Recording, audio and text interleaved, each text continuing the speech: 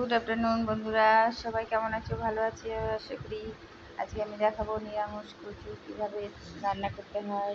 দেখে দিলাম। প্রথমে হচ্ছে কচুটা আমাদের পাশের জমিতে হয়েছে, কেটে নিয়ে আসলাম। কেটে নিয়ে এসে এবার ভালো করে ধুয়ে ছিললাম, কাটা হলো। কাটা হওয়ার পরে যে কড়াইতে সর্ষের তেল দিয়ে সামান্য পাঁচফোড়ন আর শুকনো লঙ্কা দিয়েছি।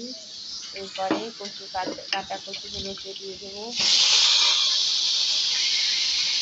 কাটা কচুগুলোকে দিয়ে দিলাম।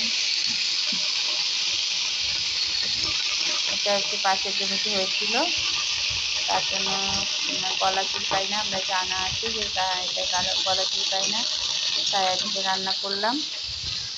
এবার দেওয়া হয়ে গেছে, এবার হচ্ছে ঢাকনা দিয়ে ঢেকে দেবো। আর পরিমাণ মতো লঙ্কা দিয়ে দেবো।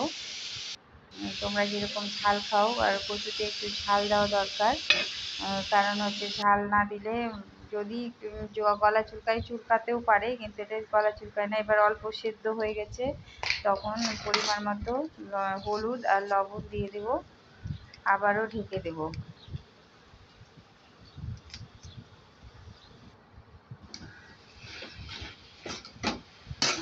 আপনারা অনেকেই খান এই কচু তরকারি, কিন্তু অনেকে আবার খান না। যে এগুলো ভাবে, একজনকে বলেছিলাম, ও বলছে কচু আবার খাওয়া যায় নাকি। কিন্তু খেয়ে দেখবেন, যারা খাওয়া যায় না কি বলছেন, তারা খেয়ে দেখবেন যে কেমন সুস্বাদু খেতে, এত ভালো লাগে।